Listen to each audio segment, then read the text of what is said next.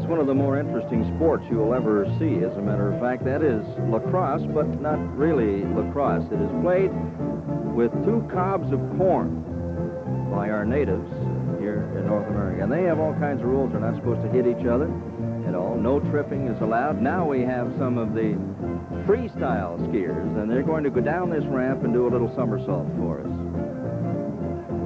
And they do not have a cable like the gentleman we saw earlier coming down from the lip of the roof. These are the modern gymnasts, of course.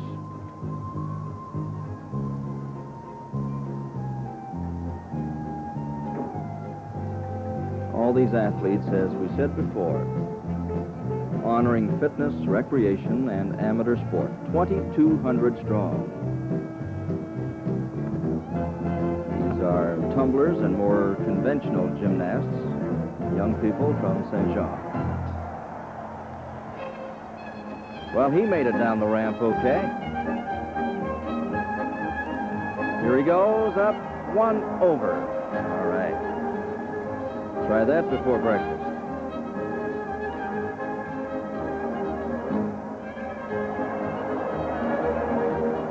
The one thing that I think we are seeing here at this halftime show is that sport can be a great deal of fun.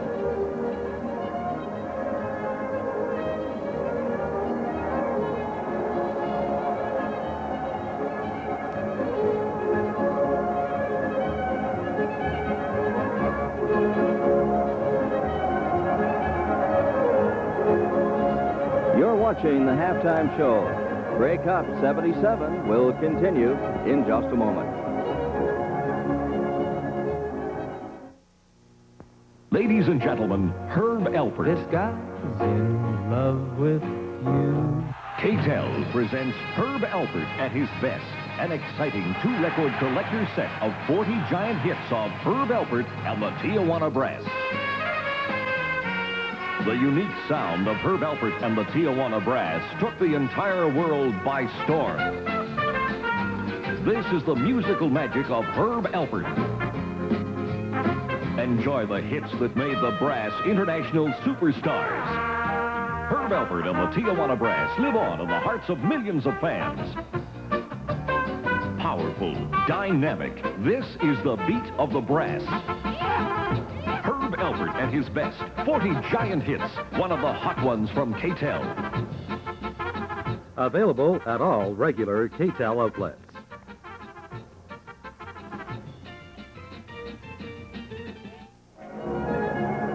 A moment ago, we saw the hot dog skiers, or the freestylers, with some of their performance. We'd like to point out that they are not just there for fun. They are fully recognized now by the Canadian Ski Association and have been for the past 2 years. Fencing, and our friends who do not have, perhaps, all the faculties that most of us enjoy. But believe me, they are probably among the most competitive people in the world. And lacrosse. Over the shoulder. They can do magical things with those sticks, can't they?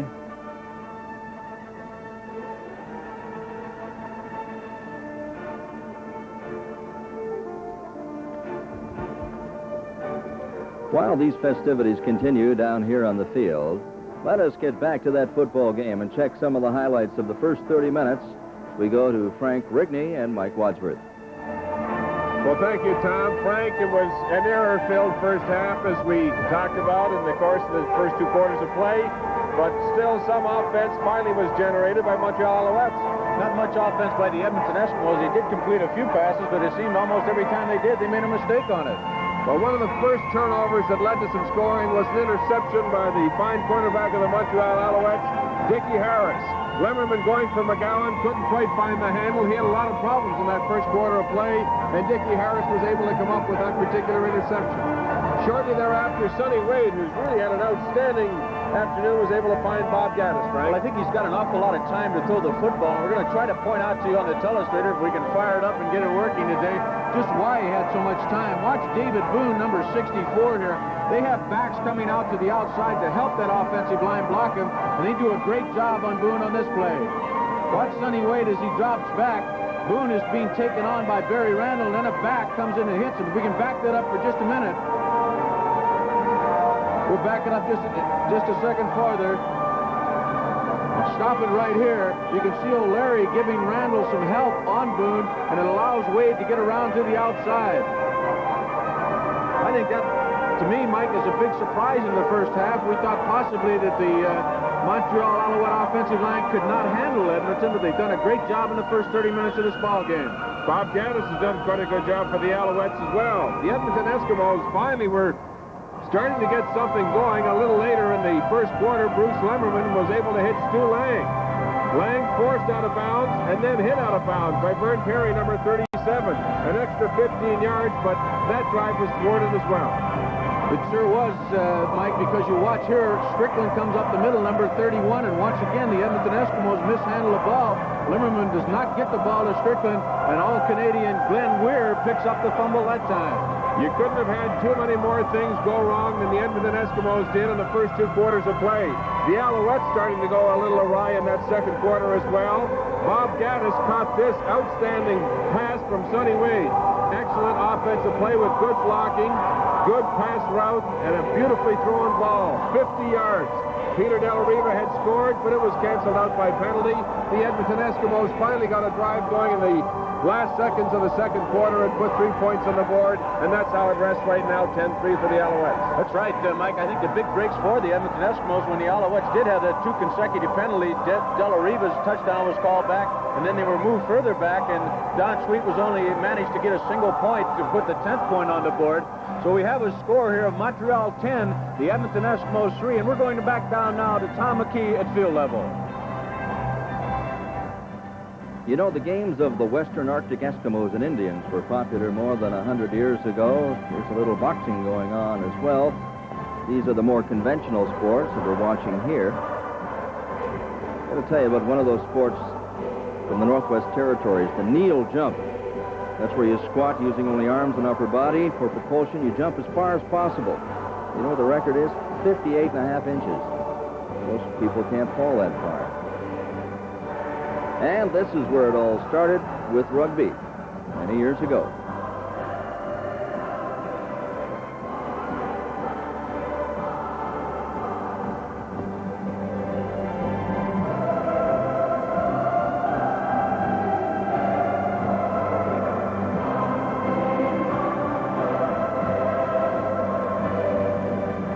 It's halftime at Grey Cup 77 as we continue to watch these athletes. Some of them have been performing there now for about 15 minutes. The cyclists and the cross-country skiers. It's good exercise. It also helps you to keep warm on a day like this. I would be leery about pulling a muscle unless they were warmed up before they started their tumbling routine. Oops. It's not the ride that hurts, it's the sudden stop, sir.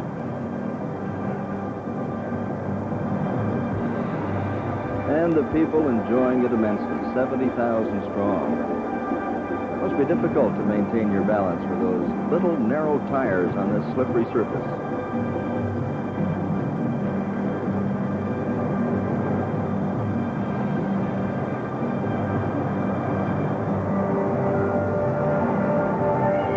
Stirring music of those Olympics.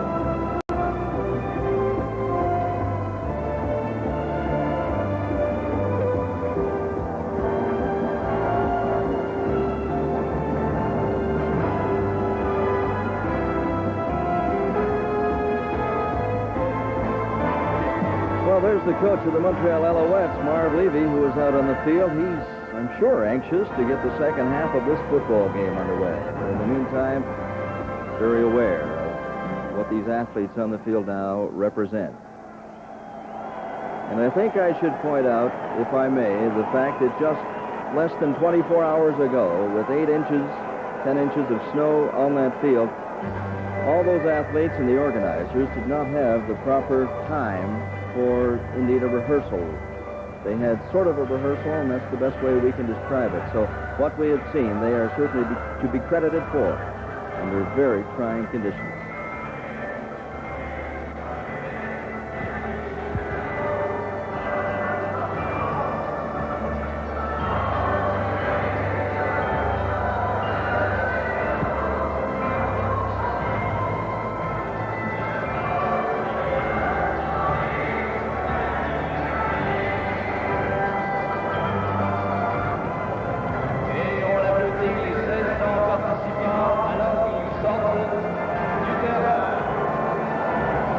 And now, the throng of 2,200 leaving the field.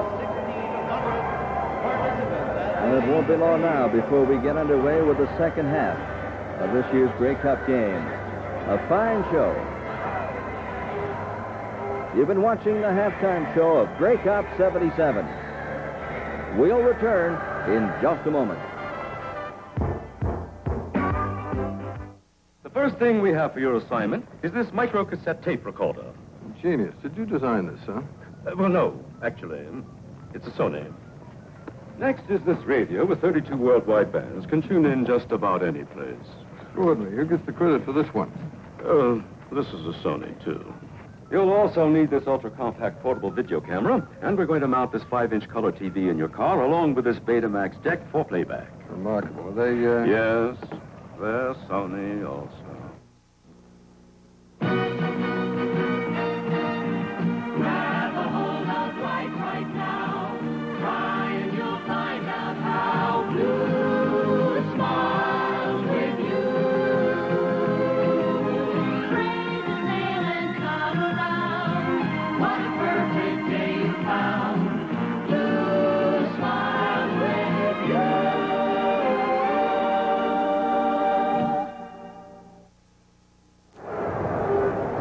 Well, you know, it's a pleasure to be involved, Russ Jackson, with the opening ceremonies of the Olympics, the first football game we were here for in the Olympic Stadium, and now the first Grey Cup game. And sadly, the first half was not what the organizers and the many fans thought it would be because of the field conditions. In fact, I know you'll agree, the Edmonton Eskimos are indeed fortunate to be where they are, a touchdown behind. No question about that, Don. Only a touchdown behind after giving up the ball 6 times in one half of a football game. You've got to consider yourself very fortunate. But I think one of the big questions is going to be whether Edmonton will be able to move the ball a little bit better in this second half, because neither Lemmerman nor Wilkinson was able to get that ball club moving. And maybe they're going to have to roll out a little bit more. Sonny Wade, I think, really put the Edmonton defense off balance by rolling out a little bit, completely sprint outs and then semi-rollouts, because it's very difficult on this surface to get any pressure on the quarterback. And that's what Edmonton hoped to do.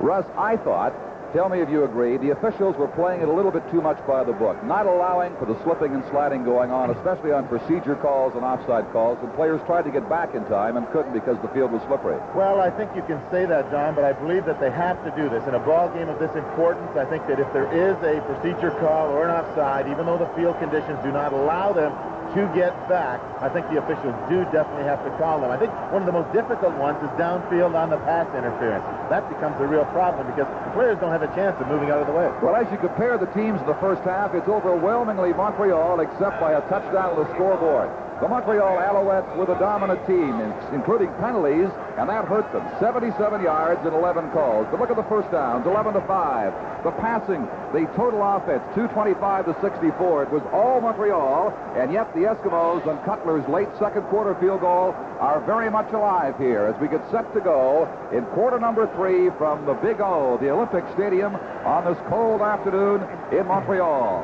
The Alouettes have got their 3 deep receivers back, cross the goal line area for Cutler's kickoff, and the second half of the Grey Cup game is underway. Bounding down, At the 20-yard line, Randy Rhino, and Rhino across the 35 will set Montreal up. First down, taken down by Angelo Santucci at the Alouette 37-yard line. A run back of 23 yards. Tom Wilkinson relieved the starter Bruce Lemmerman at quarterback, trying to stay as warm as you possibly can on a day like this at the Eskimo bench. The Eskimos, with a tough defense all season long, have been pushed around by Montreal in this first half. DeTilio, number 9, goes wide left. Gaddis, 22, on the right side. Belton cannot find any footing at all. He goes down right at the line of scrimmage on contact from David Boone at defensive end, number 64. It's going to be second down and about 10.5 yards to go. Don, if there is an advantage on this turf right now, games starting in the second half, the Edmonton Eskimos have that advantage going from our right to their left because of the way the turf has been laid down here at the Big O. Wade on second down will flare it out. Ian Mofford has 5, has about 7 yards up around the 43. Taken down over there on the sidelines by number 29, Joe Holloman. But they'll be short by about 3.5 of the first down. Frank? Say, if we can start this up right now, you can see that we can stop it right here. You can see the Edmonton Eskimos come with all 3 quarterbacks. A great call because quarterback Sonny Wade dropped it to the outside. Unfortunately for the Alouettes, he did not pick up the first down. Butler and Highbar are back as this band is dancing and staying warm here as Sonny Wade prepares to punt. Lifts it high and lifts it deep. The 22-yard line for Butler. Vernon Perry rides him down short of the Eskimo 35. They'll start from near the 33 on the 47-yard punt by Wade. Right now, let's check in at field level with Bill Stevenson. Well, thank you, Don. As you're probably aware, there are no heaters at the Montreal bench, but there are heaters in the Edmonton bench. The reason for it is this.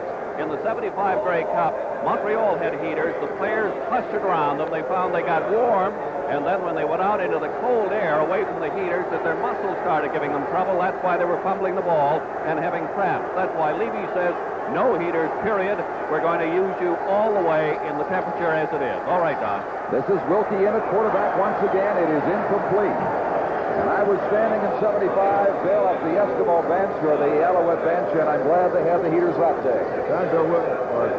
Bill Stevenson mentions that Grey Cup in Calgary, and these 2 clubs, the Montreal and Edmonton, have now played 6 quarters under very similar conditions, the 4 quarters in Calgary and 2 here, and they have yet to score a touchdown.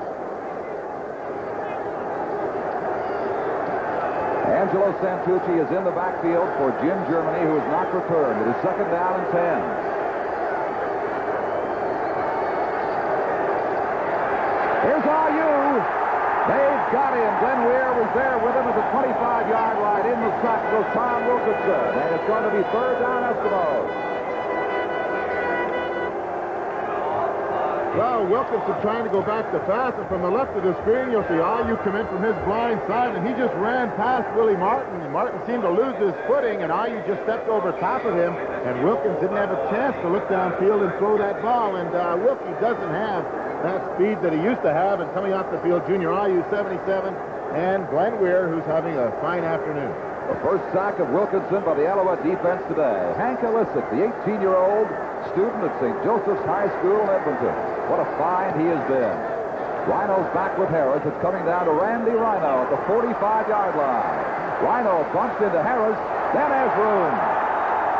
Midfield, the Eskimo 52. Bob Howes, number 53, takes him down. It'll be first down Montreal. Grey Cup 77 will continue in just a moment.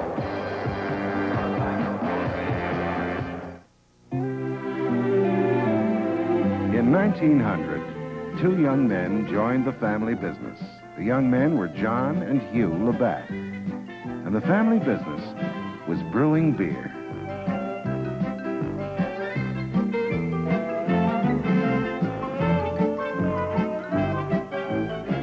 The boys enjoyed brewing beer, enjoyed working together. And in 1950, as a celebration of the enjoyable 50 years they'd had together, John and Hugh decided to bring out a new beer, They called their beer Labatt's 50th Anniversary Ale. People liked it, called it 50, and made it what it is today, Canada's most popular ale. Labatt's 50. You can't say beer any better. Across the bridge for the South Shore of the Olympic Stadium here in Montreal with the Alouettes getting set to go first down. And you know, these teams in the last 3 Grey Cups have not scored a touchdown in 8 quarters of Grey Cup action. That's 2 complete games. Not since Larry Shearer scored in the second quarter in 1974. Sonny Waite, all kinds of flags down. A big collision there. Holloman and Bob Gaddis. The pass, as you see, is incomplete. We'll see what those penalties might be all about. John, I think the first call was illegal procedure on number 67, Dan Yoakum, but on isolation we see a little post pattern by Gaddis, number 22, but good coverage by 29, Joe Holloman, took that away from him. And we'll hear from the official maybe what the penalty is.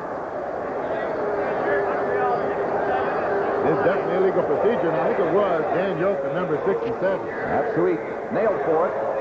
So it's declined by the Eskimos. They'll lose the down. They still have 10 to go. 2nd and 10 coming up. Watch 67. The top of your screen, that's called illegal procedure. We've had a great deal of that today.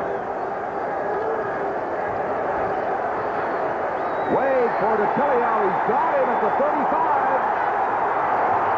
The Eskimos 26-yard line. Ed Jones finally hauls down Jerry DeTilio with a big Montreal first down. Well, Jerry DeTilio, who has started at wide receiver in the last couple of ball games, just runs a simple bend-in pattern, and Wade again getting that outstanding protection he's been getting all afternoon. Gets the ball away, and DeTilio takes that ball in front of number 13, Larry Heibaugh. Going behind, a good block by Gaddis, and finally pulled down by Ed Jones, number 24, but Wade is getting that good protection. A gain of 26. So now this is John O'Leary in top inside for about 3. Right now, let's bring in Don Whitman.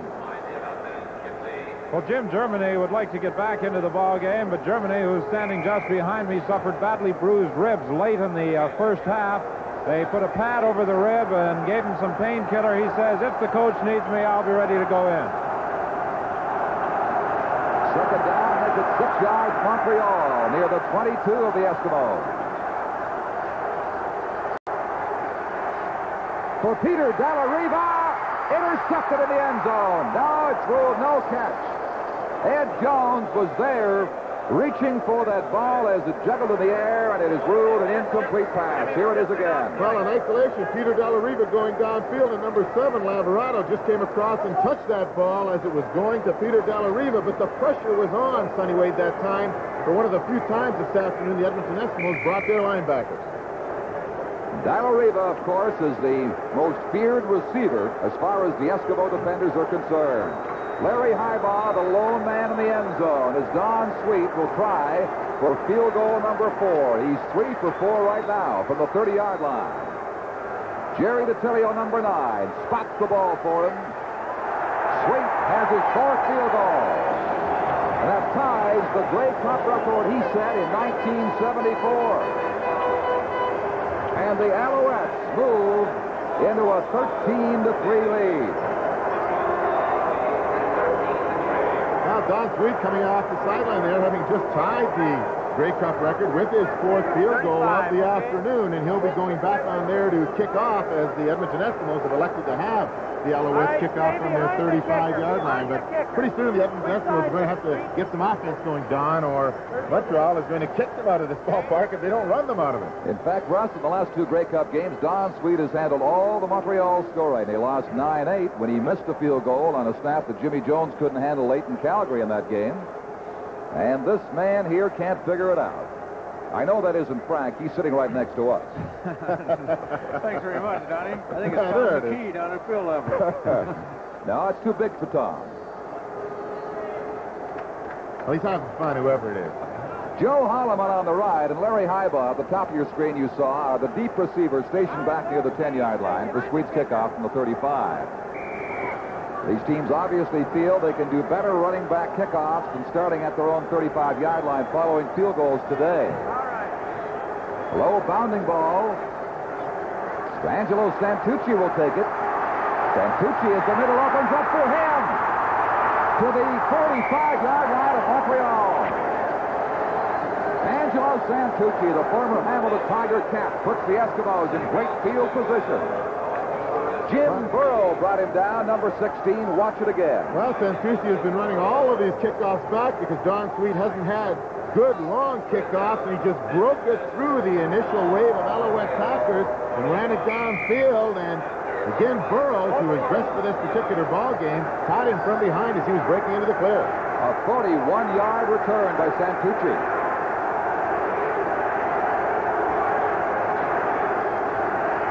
Here he is again.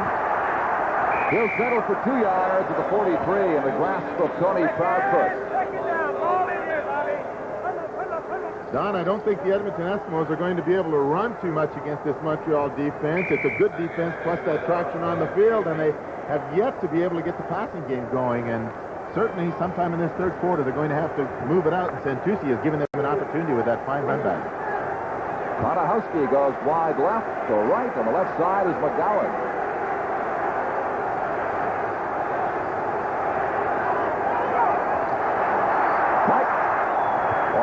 Strickland inside the 40-yard line around the 36, but he'll miss the first down by a yard to a yard and a half.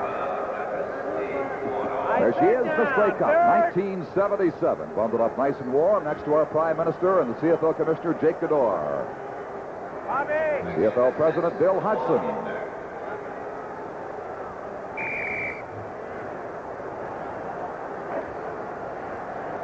The seasoned veteran, Tom Wilkinson, failed to direct the Eskimos to a first down. It's a yard and a half on third. Dave Cutler with all kinds of range by his standards from the 45-yard line.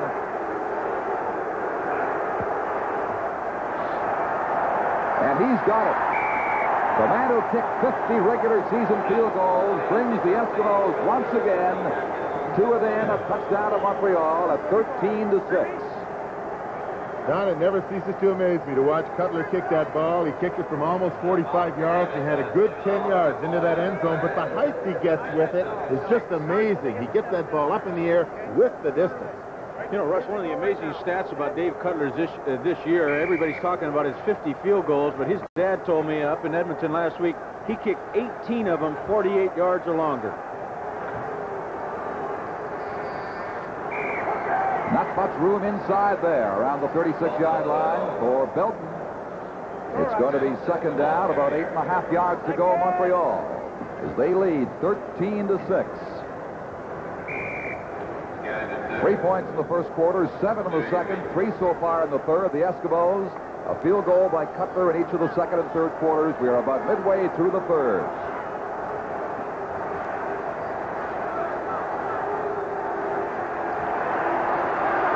Getting out of that pocket, room to throw. It is no good. Gaddis could not gather in that low pass near center field. Well, that's another time Sonny Wade got out in the pocket with that pressure coming straight on, and he had a lot of room to run that time, probably for the first down with 2 blockers out in front of him. That time, Gaddis, the ball bounced to him, and even with a glove, he wouldn't be able to hang on to that one. So it becomes third down. 8.5 yards to go. The punter is Sonny Wade.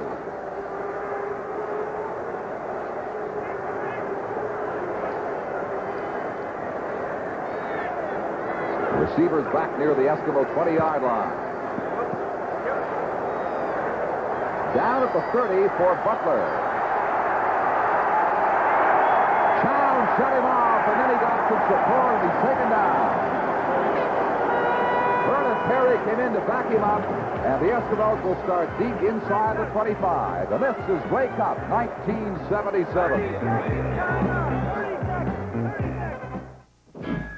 And now, the fantastic new mid-size Buick Century. The fastback design is pure function, but lo and behold, the execution is pure Buick.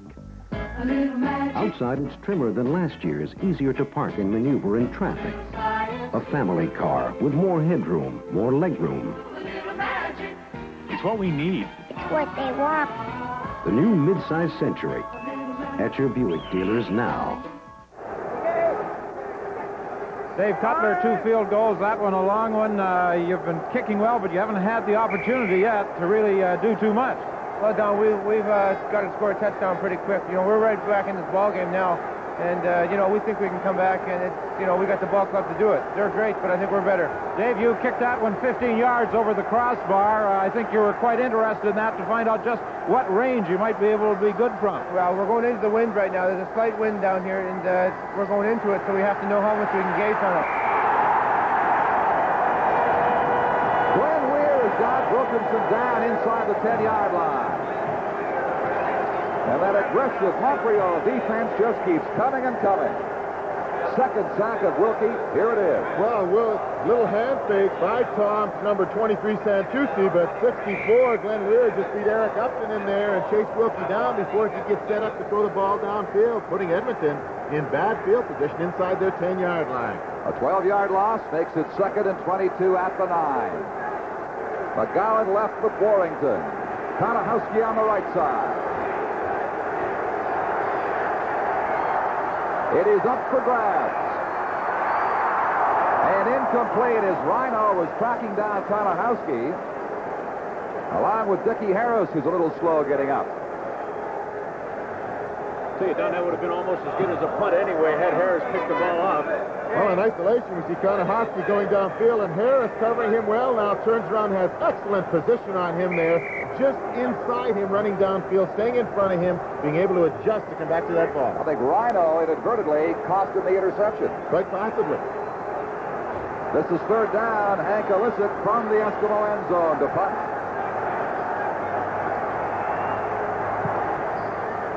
He booms it out well near midfield. Dickie Harris brings it back about 9 near the 46-yard line. And they give him a 47. Laverano was there to make the tackle, along with Ian Bryan. 45-yard punt. Into that win. Isolation, number 7, Pete Laverano coming downfield here. Davis trying to keep up with him and block him, but just good hustle on his part as he slips. Harris slips, he comes back and makes the initial tackle. Helped by number 34, Ian Bryan. First down, Montreal, the Eskimo 47. Fake to Belton, and wide open is John O'Leary. At the 15-yard line.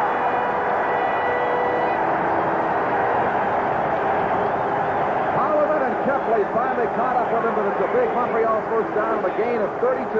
Well, one of those plays that the Alouettes have used very successfully with John O'Leary this year. Not only has he been running the ball well for them, but he comes out of that backfield and gets open in that flat area, makes an easy over-the-shoulder catch, and Gaddis doing a good job of blocking a number 29, Joe Holman, downfield to allow him to get 5 or 6 extra yards. John O'Leary, a good pass receiver. Wade with time, pumps it into the end zone. No, just off the fingertips of Peter Dallariva. He made a catch not unlike the one he lunged for right there in the Eastern Final against the Ottawa Rough Riders. That was simply too far for him. I'll tell you, just an excellent job by that offensive line of the Montreal Alouettes. They brought all the linebackers from the Edmonton Eskimos again, and Dallariva was man-to-man coverage, and he was open, just a little bit overthrown. This is 2nd down. Wade asking the crowd to settle down so his players could hear the signal. Everybody in motion left. Look out. Big charge on him. He had to throw it away before he was ready in the end zone. Boone was coming and took Sonny Wade down just as the ball was released, with Kepley there as well.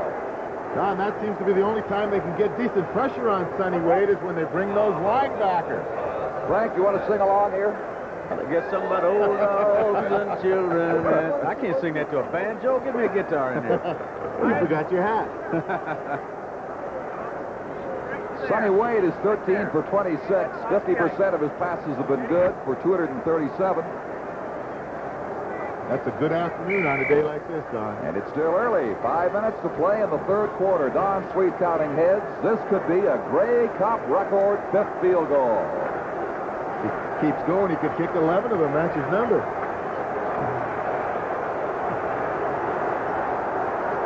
from the 23. There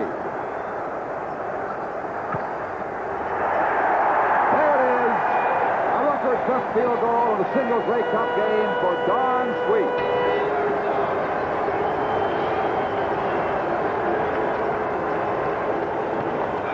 And now the Alouettes go on top by a score of 16-6, a 10-point lead, something they enjoyed until the last couple of minutes of the second quarter when Cutler kicked his first.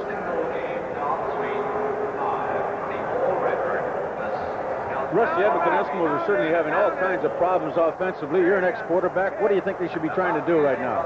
Well, I think they have to try and break down that defensive secondary a little bit, the linebackers, because Montreal has been able to basically come in with their four-man rush and not have to bring their linebackers to put some pressure on. And if they can start completing a few in that secondary, they might force them to bring some linebackers to give them a few more holes to throw that ball into. But as long as they can't complete those passes, that four-man rush is going to make it difficult for him to complete too many. They're certainly really hurt without the great running back Jim Germany in the ballgame. Here's Sweet's kick. Down for Holloman on the run, the 30-yard line. Into a crowd, and he's taken down short of the 45. They'll go from near the 42-yard line while they get set for the first down. Let's check in with Bill Stevenson. All right, and we'll check in with John Beaton, the former Edmonton Eskimo, now Montreal Alouette on the injured side. John, you're a defensive back. In a field such as this one, who has the advantage now, the receivers or the defensive backs? I would think the receivers would have the advantage, but the way the game has been going so far today, I think actually our defensive backs compared to Edmonton defensive backs having a better day, really. All right, let's go upstairs to Don. Thank you, John.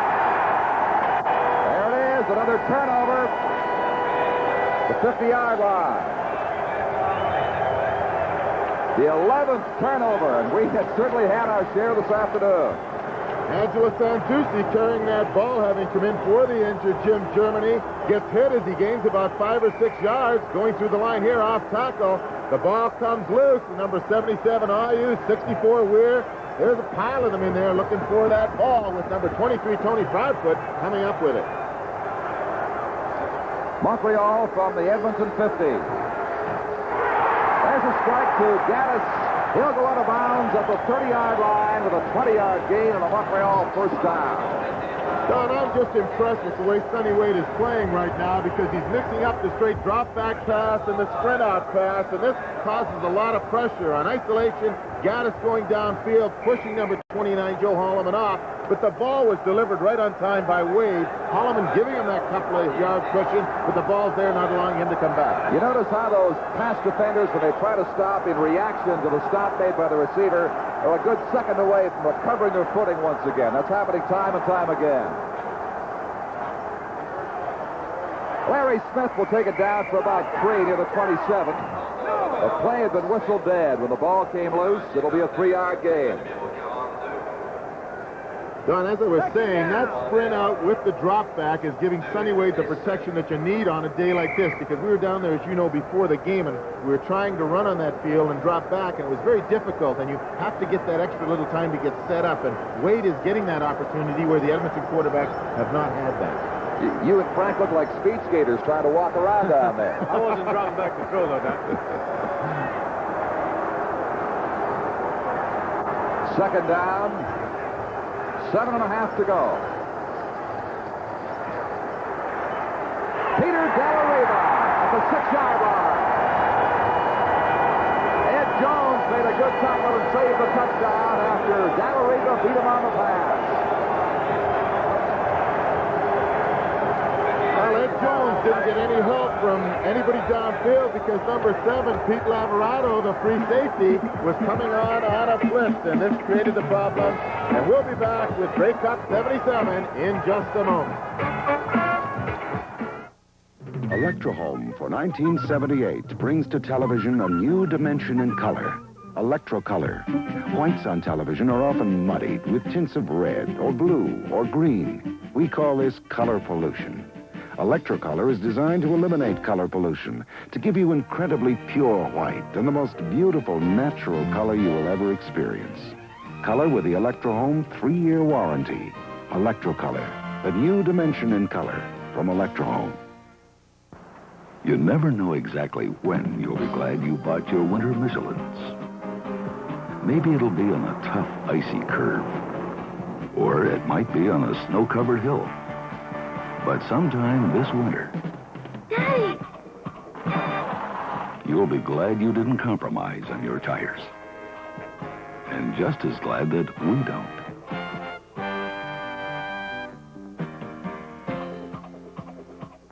You go. And there's an important fact. 7 turnovers by the Eskimos, 4 by the Alouettes today. Montreal first and goal to go from the 6-yard line. Fake to O'Leary, and the pass unable to bring it in. Peter Dallariva. Ed Jones knocked it away.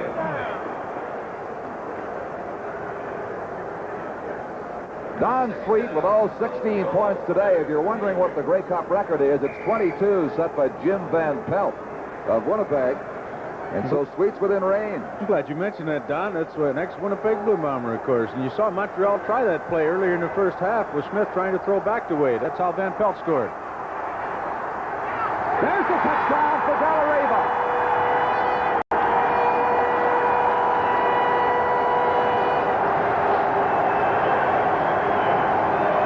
If you throw the ball enough times to number 74, Peter Dallariva, on isolation, he just goes over the goal line, runs a little out pattern, and number 24, Ed Jones, just was nowhere near him. And again, Sonny Wade getting that outstanding protection from his offensive line and having lots of time and throwing the ball on time. The first touchdown between these two teams since the second quarter of the 74 game. Again, we see Wade going back. We see no immediate pressure. Steps it into the pocket, and Dallariva has it. Don Sweet has the point after. Montreal now leading Edmonton 23-6. 2 minutes and 13 seconds remaining in the third quarter.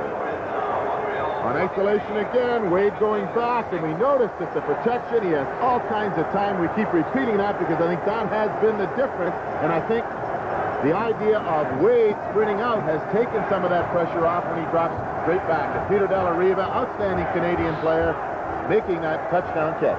Frank, I'm sure you'll agree, Jones has done a pretty fair job of covering him. He just couldn't get to him that time. Well, I think we saw the advantage, Don, particularly on that replay from the end zone that the offensive back has over the offensive receiver has over the defensive back. Dallariva didn't really make a great move, and that's perfectly all right because he doesn't want to plant that foot down in that icy end zone either. He just couldn't be covered by Jones because he knows where he's going.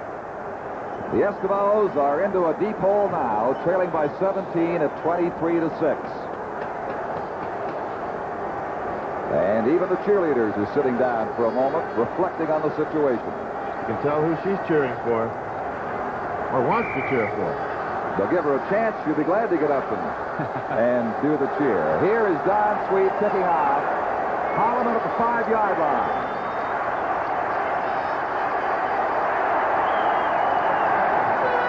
Smith made the first contact, Boffa the second. They got some help, and the play's all over the 26-yard line for Holloman. Just over 2 minutes until the end of the third quarter. Well, part of this capacity crowd here at the Olympic Stadium, if they're cheering for the Alouettes, enjoying this ball game very much this afternoon. Well, you must give these people credit. People last night were saying as many as 20,000 might not use their tickets. It's so bitterly cold here, but most have turned up. Lemmerman lost the ball. It is recovered by the Eskimos. Gordon Judges was groping for it, and that is Willie Martin. Well, those frostbitten fingers of his just getting his hand on it to save the Eskimos right there.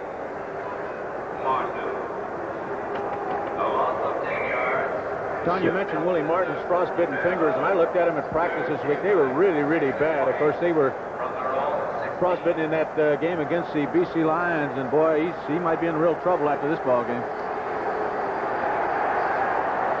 For George McGowan, there's a collision as Harris went up with him to reach for the ball. No penalty was called. And it goes now to third down Eskimos and 20 yards to go. George McGowan going and working against a real good halfback, and Dickie Harris throws it actually over the outside shoulder, and McGowan seemed to look back to the inside for it. The Eskimos just can't seem to put it together.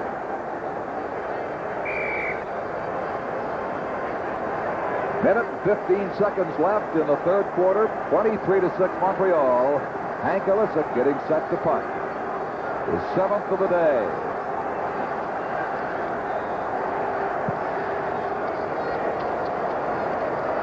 Good and high for Randy Rhino. Rhino, look out! At the 10-yard line. Lost the ball. It's picked up by Montreal. The Alouettes are at the 10-yard line with the first down. Dan Kepley hit him and jarred the ball loose. But Barry Ardern, I believe, was there to recover. I don't know what Randy Rhino is wearing on his feet today, but he's had a lot of success running back those punts this afternoon. A 49-yard return right there by Rhino. Well, Rhino taking that punt down. He finds the opening right here, and then going downfield, pushing Zapek out of the way. He gets past Laverado, and number 26 trying to grab him, and this time Illicek tries to make the hit, but it's Kepley that actually makes the hit. Oh, just tipped away. In the end zone, waiting for it was Larry Smith.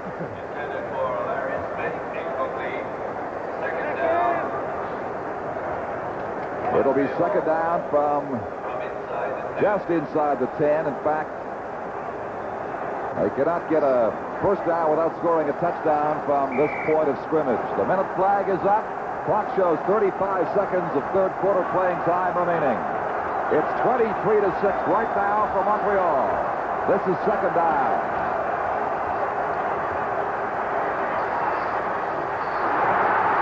John O'Leary walks in for the touchdown.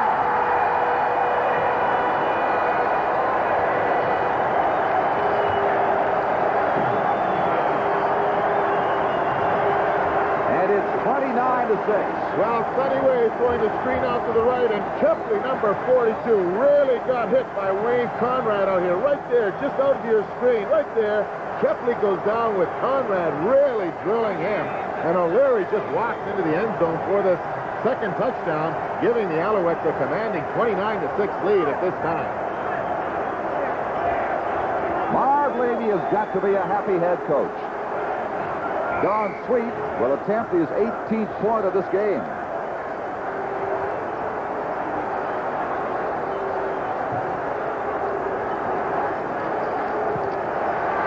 And now the Alouettes lead by the measure of 24 points at 30-6.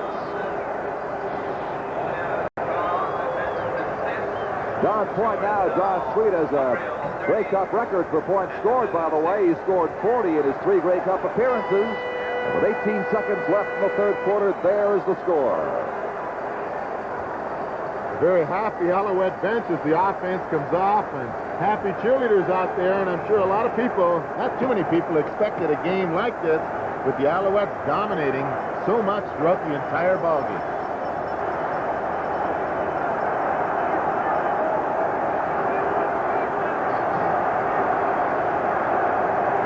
They got to keep the circulation going in those legs of these athletes. Bob Gaddis getting some warning at the Alouette bench with some liniment to warm them up.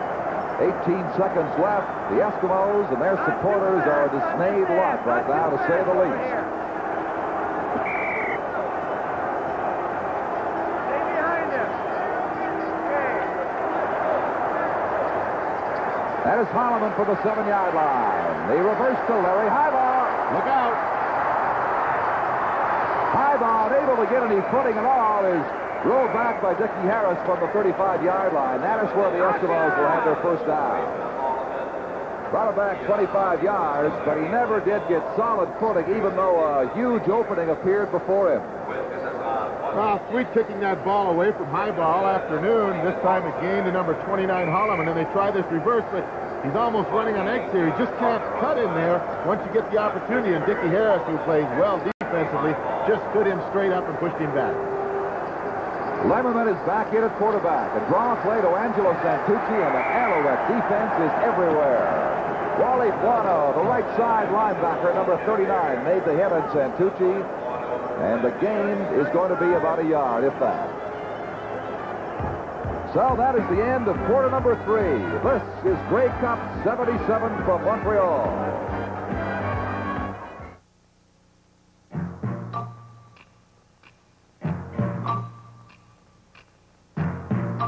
Nobody's got it like Pontiac's got it. Nobody's got it like Pontiac. Pontiac introduces an entirely new family of automobiles. The Le Mans series for 1978. Pontiac Le Mans, Grand Le Mans, and Grand Am. The most scientifically designed road cars in the history of Pontiac. Trimmer than the 77 Le Mans, with room for 6. All new for 1978 Le Mans. Nobody's got it like Pontiac. You got it, Pontiac. Nobody's got it like Pontiac got it. Nobody's got it like Pontiac got it. Nobody's got it like Pontiac. Pontiac's got it. From snowy Montreal, Quebec, to the Olympic Stadium, Don Chevrier with Russ Jackson, Frank Rigney, Don Whitman, and Bill Stevenson as we go to the fourth quarter of the 1977 Grey Cup game. And the Montreal Alouettes in the third quarter finally got all the points. They were in position to score in the first half for their domination of the Eskimos. And hold it, fella, it's not that warm here. Obviously, he has a separate heat source. Internal combustion. Lang down there at the 35-yard line. They'll mark him at the 36. From Lemmerman, the pass, and the Eskimos now finally may have something going. Randy Rhino was the defender who made the tackle for the Alouettes. Bruce Lemmerman. Sorry, Les. Bruce Lemmerman just throwing that up for grabs again, covered by Dwayne Crump, number 27, but Lang just makes a good reception, taking it away from Crump. Lang, their big receiver in the Western Final, and really a surprise for the Eskimos. Look at the total offense. To the sideline, and it's picked off out there.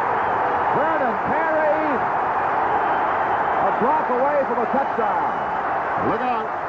Now Strickland brings him down at the 7-yard line.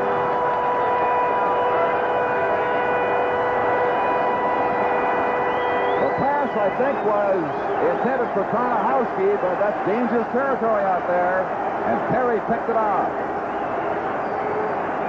Lemmerman just trying to throw a simple out to the outside over there, and Vernon Perry, number 37, who's noted for his hitting and has led the CFL East in interceptions this year, picked it off and brought it back to the 7-yard line where the Alouettes are knocking on the door again. A 71-yard interception return at his first and touchdown to go.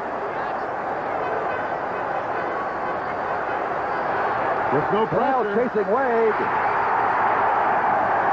How do they rule it? It's a touchdown. Touchdown. Bob Gaddis, I think, gathered it in. And the Alouettes increased their lead early in the fourth quarter. Well, that's one touchdown. There's some happy fans out there, but that's one touchdown you can't blame the defensive backs for. Again, no pressure on number 14, Sonny Wade, allowing him to roll out of the pocket, giving Gaddis time to move around in the end zone, and he just caught that ball over the goal line. Wade dropping straight back here in the 4-man rush, being blocked well. Randall forcing his man Boone inside, then he slipped. Gaddis is working in the end zone, comes back and makes the catch for the touchdown. You can't give a quarterback that much time. Johnny who? I think he means Rogers. 36-6. The point after by Don Sweet is good. 37-6. There's the Grey Cup. It appears it'll be staying right here in Montreal. Sonny Wade now 18 of 32 for 306 passing yards. Now from ground level, after Wade had scrambled out of the pocket, we see the pass just thrown to Gaddis just inside the goal line, and there was some hesitation there as to whether it was a touchdown or not. Bob Gaddis has caught that pass to put Hamilton Tiger Cats out of the playoffs, is having just one fine afternoon here in his first Grey Cup appearance. A minute and 15 seconds into the fourth quarter.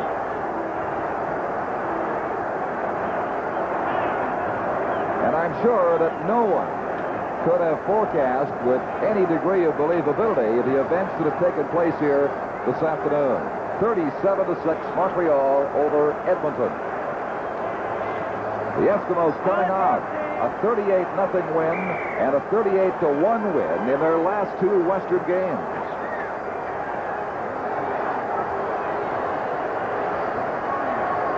Bad bounce past Hallam, it'll go into the end zone.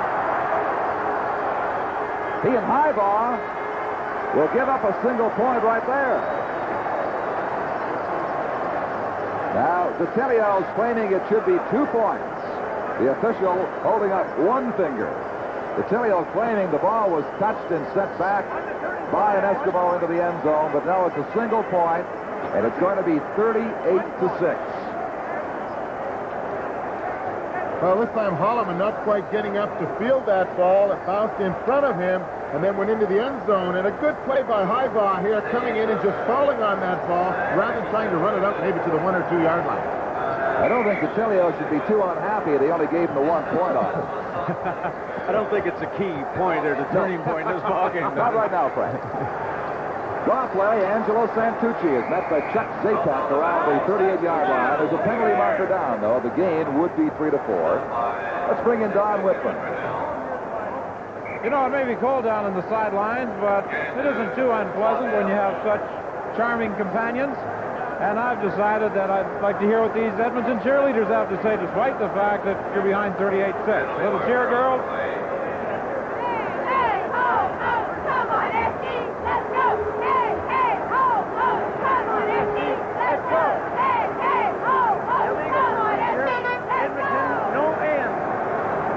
They're going to have to go a long way at 38-6. And especially with that illegal procedure penalty they just called against them, giving now a 1st and 15. From the 30-yard line.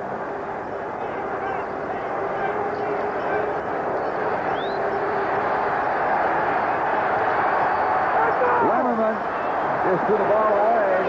Warrington was in the area. It's ruled incomplete, but the Alouettes dropped back that time, and everybody covered. Well, he got out of the pocket that time after a little pressure and was trying to hit Don Warrington, but Chuck Zapek, number 76, just had Warrington covered out there. Warrington couldn't move away from him, and he certainly just threw that ball into the ground. Much happier cheerleader there than we saw with Don Whitman. It's funny how the score influences how cold people feel or how warm they feel, depending on where you stand and which side you're on. I'm about as frozen as my telestrator right now, Donnie. Second down and 15. Lemmerman slipping, and then Junior Ayu was thrown down. Wow, when it goes bad for you, it just continuously goes bad. And Don, you're exactly right. Lemmerman setting up the pass. The back foot slipped out from underneath him, and he was sacked. You might not see it from this particular angle, but just as he planted that back foot to throw the ball, no way he could throw it, and Ayu sacked him, pushing him back to the 16-yard line. A warm greeting, an aloha from Hawaii from Junior Ayu. I would think so. If he's smart. He might wait to pick up his check. Ah, yes, the beaches of Waikiki are beckoning. Third down.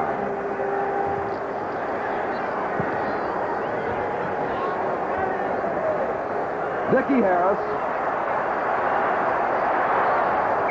jumps over the first wave, and Towns has him across center field about the 53-yard line. 38-6, the Alouettes lead. 12:44 to play in the game. This is Grey Cup 77.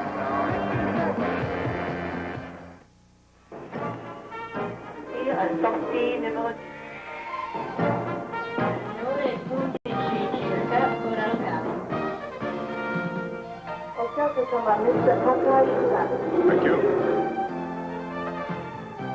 Would you like a magazine?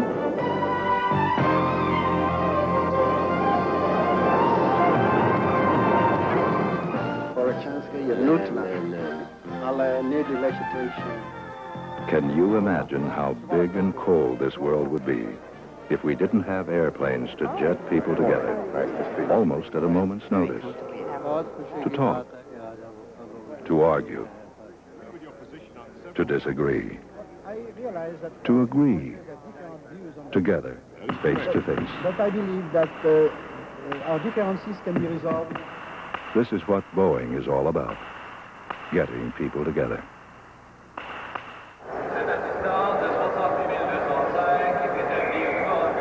They have just announced the attendance here at the Olympic Stadium for the first Grey Cup game played here. 68,205. Alouettes first down from the Eskimos 52. Belton. Belton is hit by Laverado. Potter as he got across the 50, and the gain's going to be about 6. They said they had 68,200 tickets, Don. I don't know where that extra 5 came from. Yeah, that's a little hard to figure. That's all of us jammed in the booth right here. We have 5 seats right here. Well, Van Pelt, great Winnipeg player in 58. We told you he set the single-game scoring record of 22. Right now, Don Sweet is 3 away from breaking it. John O'Leary. And O'Leary inside the 35-yard line. He was cut down by Dale Potter.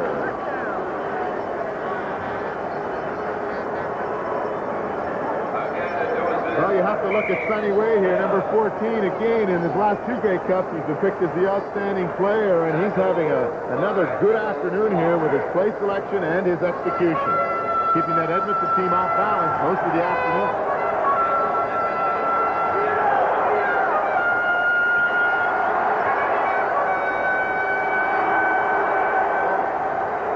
Belton again will be rolled back around the 30-yard line.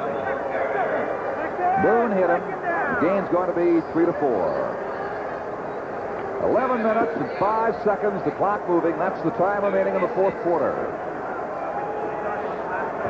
Well, good offensive blocking here now as they come out, but Kepley and Fennell move in there and limit the gain to 4 yards, but most of the afternoon it's been Sonny Way throwing that ball over top of them that's created most of the damage.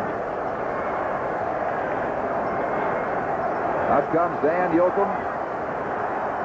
Sonny Wade has gone all the way at quarterback, pitching to Belton, and he will be close to a first down. They may mark him a little short at the Eskimo 25. That'll really indicate about that much.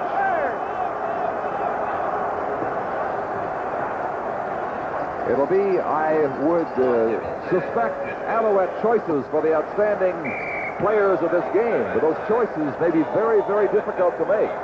I think the Alouettes are going to go for this on 3rd down. That shows you just how much coaches are concerned with records. Don Sweet is not going to get a chance to try the Grey Cup record right here. They might not know about the record either. Right. First down it is. John O'Leary sliding through to about the 18. He's had a fine day. Well, a lot of these Alouettes, we see the Alouette offensive line come off the ball there. Number 28, Greg Butler, tried to come in and turn the play inside, but the offensive left side of Yoakum and Watson had moved Estee and Fennell off the line of scrimmage to allow O'Leary to get the first down with plenty to spare. O'Leary now has come out. Ian Mofford is in the ball game for Montreal on first down. And he went down as the pass arrived. It sailed over his head. Well, Mofford, number 10, and 55 Randall got tangled up with each other there.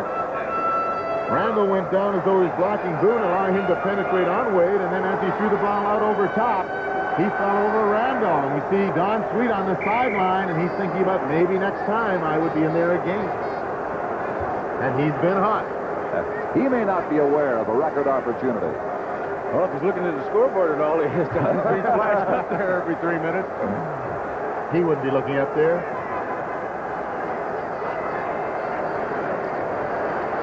Belton, about the 13-yard line. He'll be halfway to a first down or better. Dale Potter met him. 8 minutes and 54 seconds remaining now. 38-6 for Montreal. And Don Sweet is going to get his opportunity. 3rd down and 5.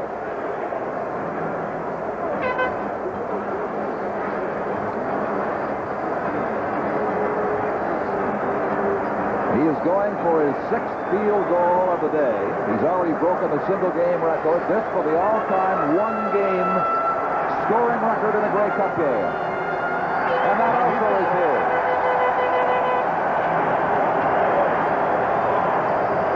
Number 11, Don Sweet, now has scored 23 of Montreal's 41 points this afternoon. That's a fair afternoon's work, Don. When you can score 23 points, some of us never scored that many in our career. Now, who are you looking at, Russ? Me?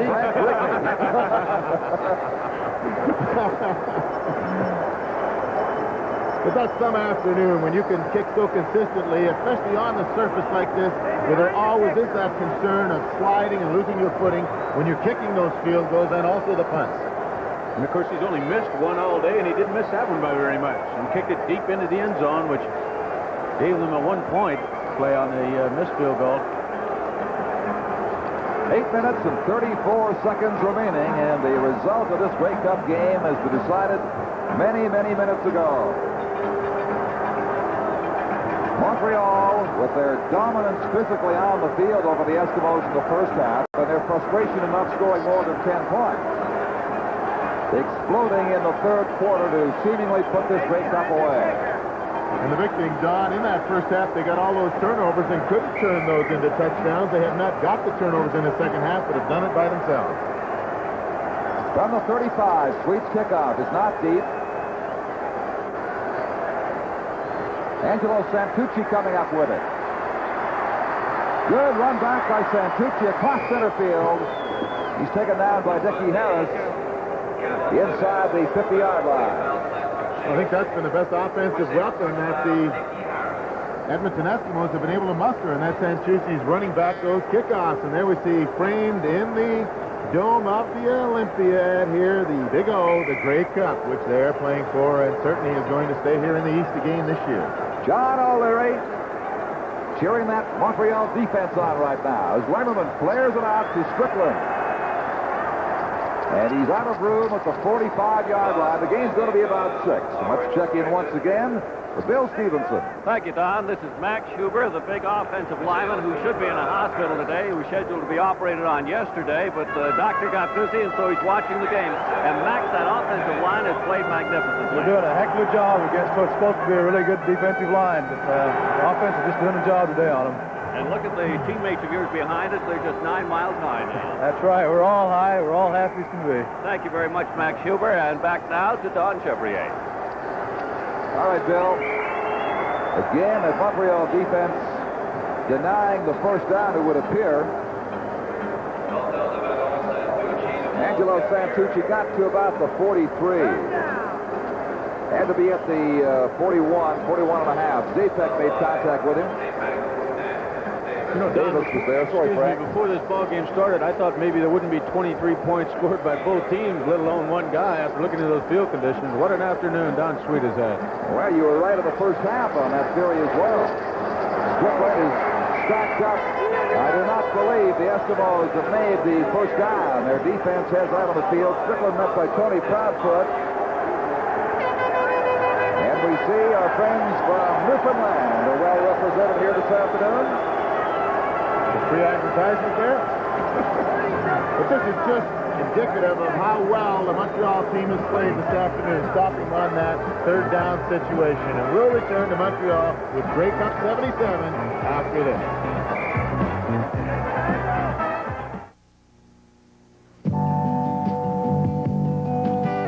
Riding through the countryside with winter's trails as our guide, and when we hear those friendly sounds, it's good times all around. Time for smiling, Santa, that's blue. Smiles along with you.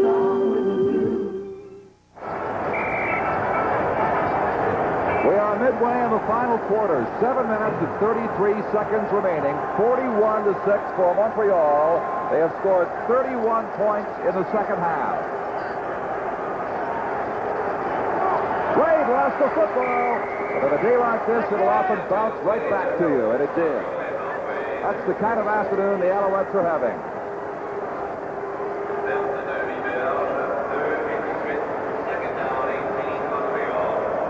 So he'll absorb a loss of 8 yards. It's going to be second down from the 35-yard line. 18 to go.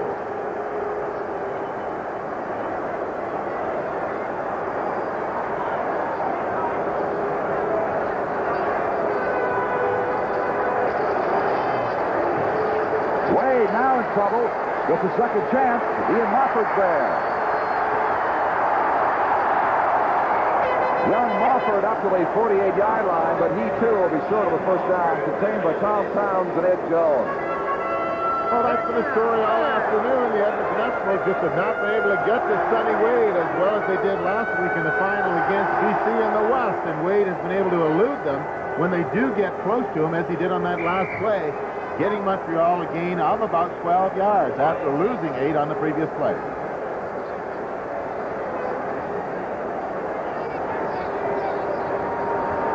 Third down and 4. Good charge, but Wade has it away. Ryans is coming. Bounce back to Larry Highbaugh at the 20. Nowhere to go. Kyle Cornell was there. Chown was there as well, number 26. They ran him down in his tracks. Joe Barnes has not seen action today, but he led the Alouettes to a 7-0 record before being injured. Has been available to play if necessary, but Sonny Wade has got the job done. Well, they talked about how Sonny Wade could come up with the big ball games, and he has done it again this afternoon for this Alouette club.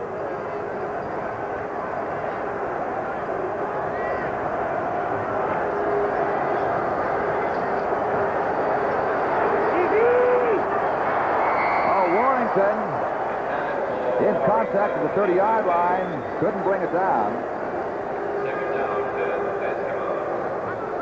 It'll be second down. Here's Bill. Yeah, hold on. All right, here's the record holder, Don Sweet. Congratulations. Thanks a lot, Bill. It's been a heck of a football game so far, and maybe anybody else, if it was on the Alouettes, would have had the same thing. The defense has played great. They've kept great field position, kept Dave Cutler, who's a great kicker, out of range, and of course that's helped us a lot too. So it's a whole team effort today. Just super. Just a great idea. It does not seem to have given you any problems either. I mean, now the bad field conditions, they're so slippery. Well, excuse me, they're allowing us to move the ball in from the hash to most of the ices. Where I'm having trouble is the kickoff, because even though, especially at this far end, it's really frozen. I've got to chew it up, but I'm probably psychological. I'm afraid of slipping. But as far as anything else goes, they're allowing us to get a good spot on the field. Don Sweet, thank you and congratulations. Thanks, Bill. And we may add ours, I trust, to Bill. Sweet has had just a tremendous day and a tremendous season for Montreal. Don, we just had an illegal interference call against the Alouette defense that gave the Edmonton club a first down. That could be called a lateral there. That ball could be free.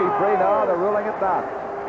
It looked to be a lateral left, so I'll agree with you, but they say it was an incompleted forward pass. Well, that's one of those questionable plays that was brought in last year by this Montreal Alouette club when they dumped it out to Andy Hopkins so often, and quite often that ball is thrown back from the quarterback to the receiver flaring out of there. That time it was questionable. We haven't had this many points scored in the Grey Cup game since 1956.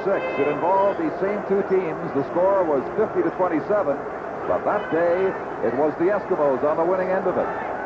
We have 41 up for Edmonton or Montreal right now. Wide open is Stu Lang, but he can't get to it. The ball is a good 5 yards beyond it. Tom, when you make that statement, I think you mean by the winning team. In total points, yeah. The 1958 Grey Cup was 35-28. No, not total score, Frank. Right. By the winning team. In fact, the winning team has only scored more than 41 points on 3 other occasions, back in 1913. And we'll go down the list here. 56, of course, we mentioned, and 1923. That's going back a long way. That's a year Russ started. Well, you tell us we're around. I had to look it up.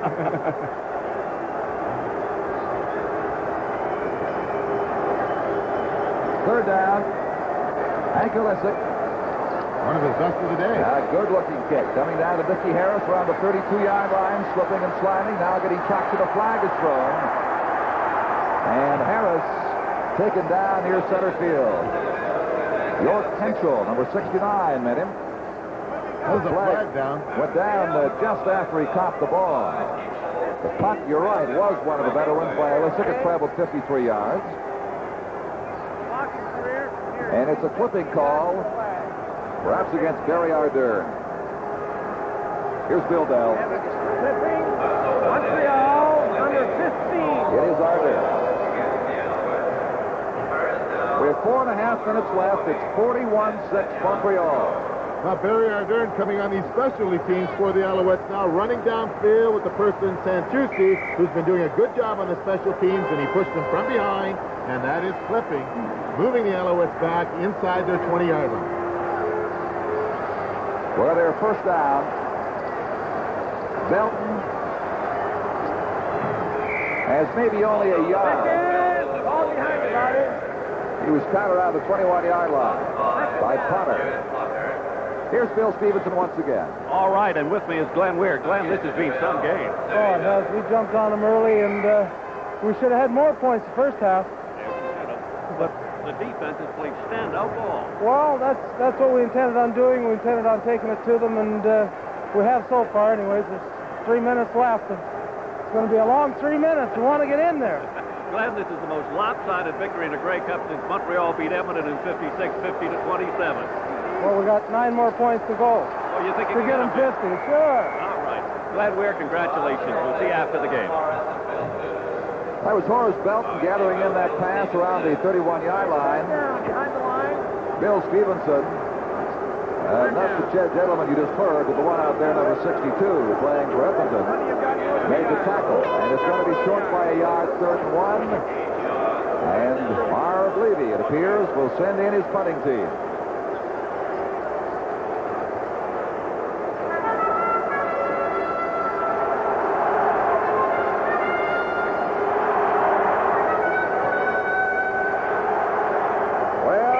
Forming up the security arrangements for the presentation of the Grey Cup. They'll need some crowd control here. They're going to be about 68,000. Well, make it 65. 3,000 came in from Edmonton. Very happy Montreal fans. All trying to get a piece of the action. Short kick by Wade. Bounces at the 50-yard line. 2 flags go down. Obviously, no yards would be the call. John Farlinger, Carl Cornell appear to be well within 5 yards of him. So we have just under 3 minutes left now. It's 41-6 Montreal. Grey Cup, 1977.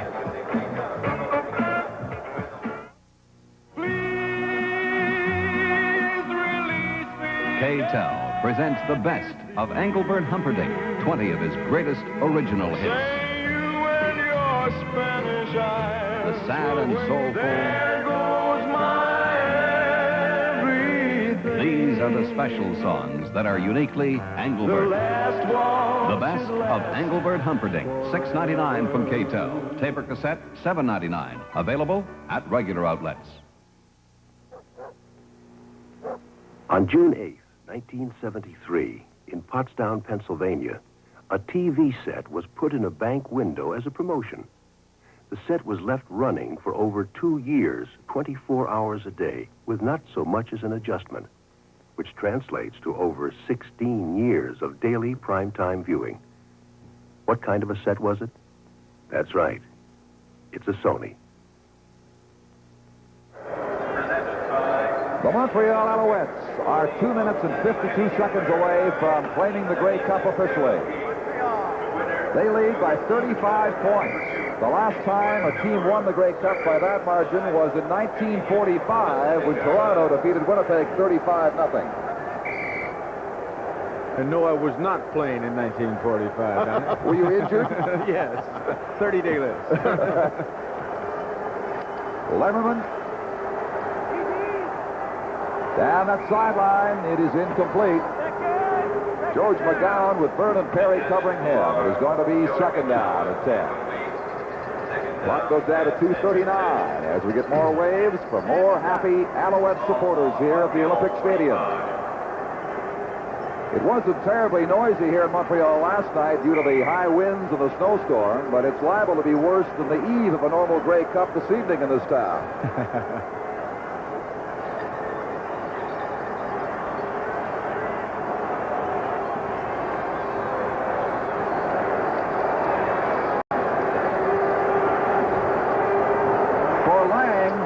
He can't get to it. Tony Proudfoot was covering him, and again you saw Lemmerman slip as he tried to get that footing planted for the pass. That has been a problem that all quarterbacks have had today. The Alouettes covering both those long passes by Lemmerman down the sideline. Perry on one side, Harris on the other. And Don, you have to feel a little bit sorry. It's been a long afternoon for Huey Campbell, the head coach of the Edmonton Eskimos in his rookie season, having taken them to a first-place finish. But it has been a good season for him and the Eskimos, and certainly he'll be back, I'm sure. I will say this also. I'm sure you'll agree. The Eskimos are a better football team than they have shown themselves to be this afternoon. Lemmerman, again, the far sideline, that is going out of bounds. Trying to hit Warrington, 39, Wally Guano. The right side linebacker covering. It'll go to third down. And a turnover for Montreal. And there is the Grey Cup, 2 minutes and 26 seconds away from being in possession of Sam Berger, Marv Levy, the Montreal Alouettes.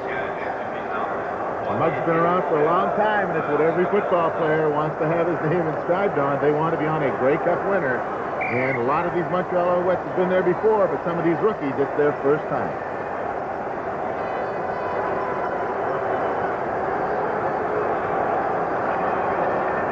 Bob Gaddis goes right. Jerry DiTilio on the left side.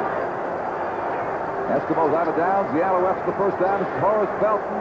A shot from Kepley on the way through, then gets shut off right around the line of scrimmage. There'll be no gain.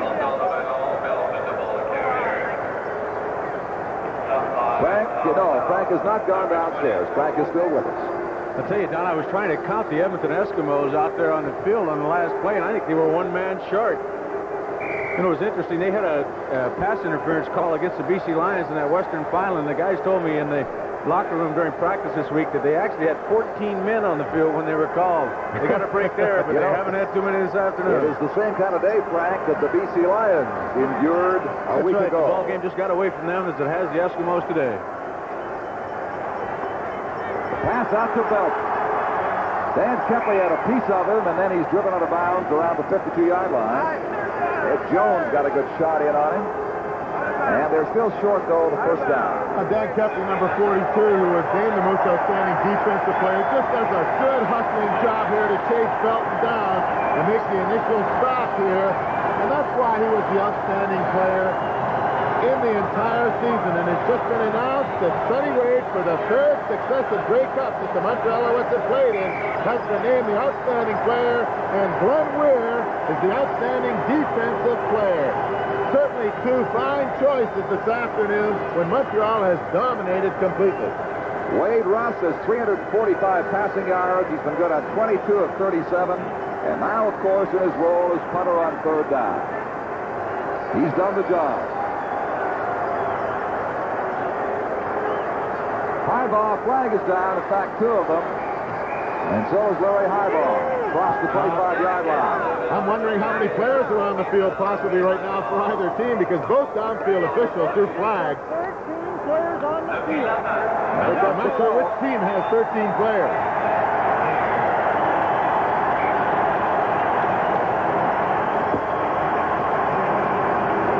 That's cheering in the background for Glenn Weir's selection. I think it may have been Edmonton.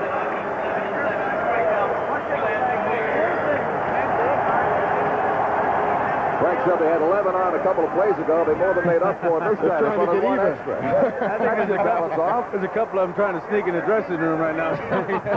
They're going the wrong way. You know, we had an interesting story out west a few years ago. We had a very, very cold game, and Leo Cahill was coaching the Toronto Argonauts, and he said they asked him how he decided on who was going to start the ball game, and he just told them in there that nobody wanted to go out. It was about 30 below zero. He said the last 12 out of the dressing room have to start.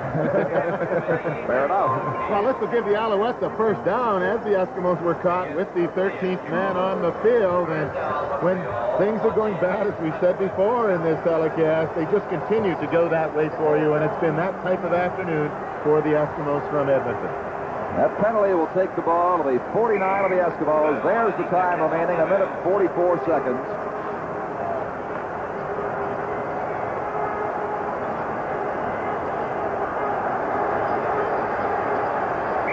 Belton is belted right there, the line of scrimmage.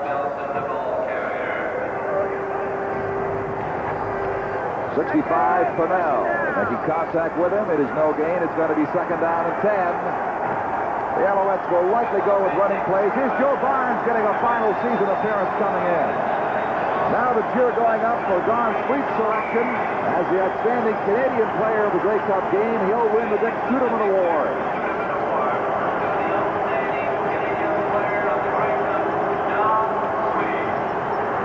Joe Barnes back from a separated shoulder, leading the Alouettes to 7 straight wins before he got hurt. Now getting a little bit of playing time in the Grey Cup game from Marv Levy in relief of Sonny Way.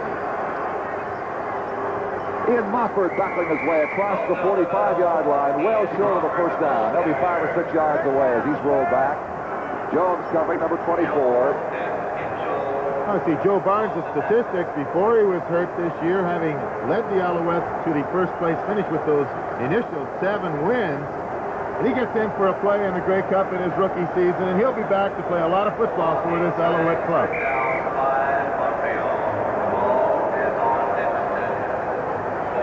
Third down and 5. A minute, 5 seconds remaining. 41-6 for Montreal. It's been all Alouettes all day, but on the scoreboard in the second half, they have been able to pick up the points they missed in the first. 31 in this second half so far.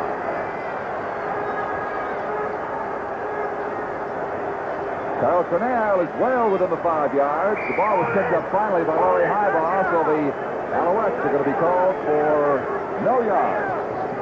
44 seconds remaining.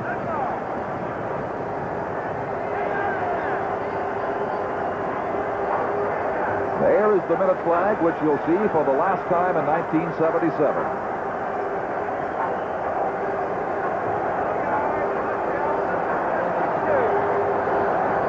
Cornell inside to the screening zone of 5 yards. That'll win the ball out to the 27-yard line. And Don, the roar is starting here in the Big O for these Montreal Alouette fans. It's been there most of the afternoon with the success the Alouettes have had. Well, it's that kind of a day. Lernerman can't get the ball from center. And they'll be second down right there with the clock down to 41 seconds. And we'll start counting down in just a moment or two.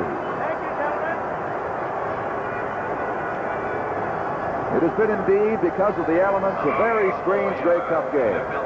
Don, one of the things that's been really strange is we had such an excessive amount of turnovers, 10 of them in the first half. This second half has just been a well-played football game. No comparison between the two. Here's Lemmerman popping it up there. And it's incomplete. 2 defenders for the Alouettes, Rhino and Perry. Don, there's a flag back at the line of scrimmage, and could be a penalty against the Edmonton Eskimos for holding, but that's Peter Ribbons, who the pass was intended for. 24 seconds on the clock. Number 76, Montreal. They called Zapex for illegal interference.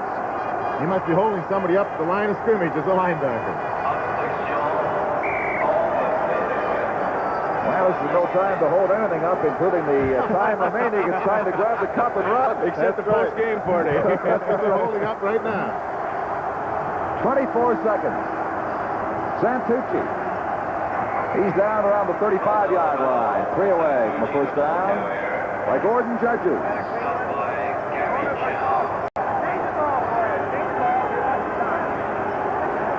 And the Eskimos are huddling quickly.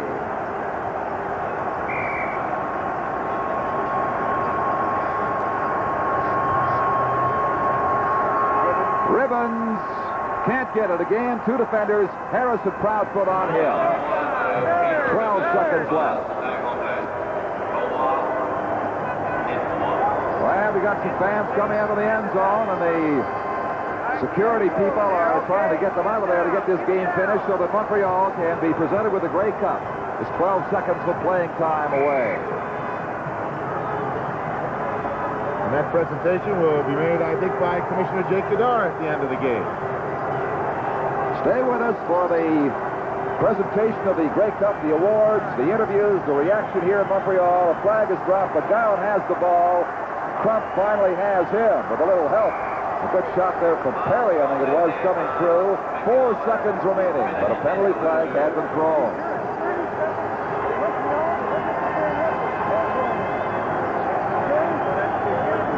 We'll wait and listen for this one, Don, see what happens. But These Alouette supporters are letting their team know exactly what they think of them, and it's got to be a great feeling for the Alouette team. We're holding their hands up in the air now to play in the Grey Cup, the first one here in Montreal since 1969, and to win it so convincingly. Alouettes led 10-3 at halftime. And they had racked up 31 points to the Eskimos 3. There's an illegal procedure call. And unnecessary roughness against Montreal. The procedure, of course, against the Eskimos. So they'll subtract, take it out of the 45-yard line for what should be the final play of the Grey Cup game.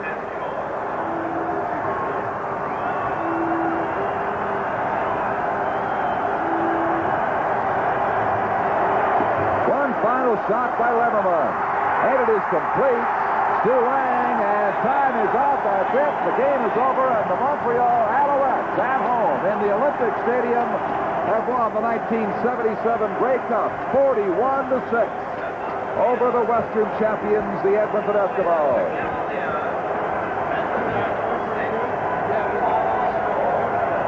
Well, I see Glenn Weir and Barry Randall working their way to the presentation stand, representing the Alouettes as the captains. And they'd known that for some time that they were going to be making that trek because it's just been a Montreal afternoon. The most lopsided Grey Cup victory in 32 years since 1945 has gone to the Alouettes with a tremendous second-half performance. There's Randall, the offensive captain, Cornell, the defensive captain.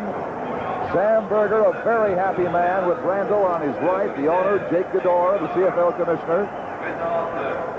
And we're getting ready for the presentation of the Grey Cup. And you mentioned Sam Berger, Don, a man you have to give a lot of credit to. He kept football alive here when they were struggling at the Autostad with poor crowds, and he certainly has been rewarded here this afternoon as the presentation is being made. Gador, the commissioner, Bill Hodgson, the league president, hand the Grey Cup over to Cornell and Barry Randall. There they are. That's got to be one of the most exciting moments for a football player to be presented with that mug. Don and Russ, it must be particularly gratifying to Barry Randall because he didn't start the last 3 or 4 ball games. He came in there today and just did a fantastic job as the rest of the Alouette offensive line did. He's enjoyed the 3 Alouette Grey Cup victories in the 70s. And their offensive line was the suspect area as to whether they could stop the Edmonton defense. The Grey Cup firmly in possession of the Montreal Alouettes. Don't go away. There's much more coming to you on Grey Cup 77 from Montreal.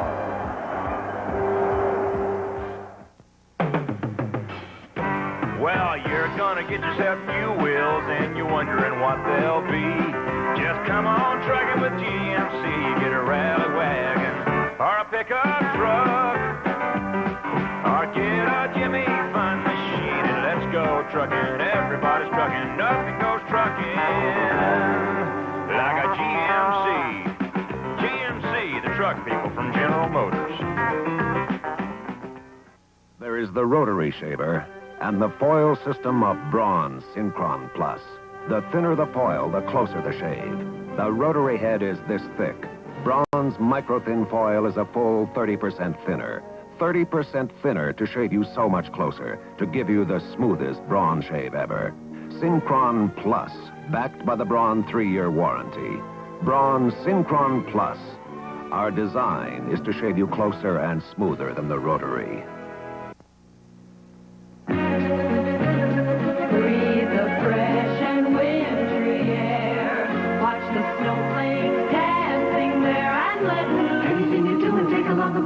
Share a smile with you. Nothing really to it, bundle up into it. Take the time to see the view.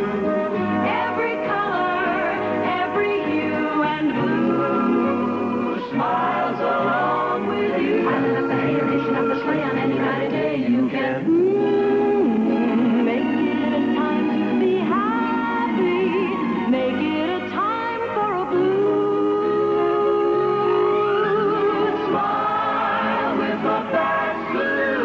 Blue smiles along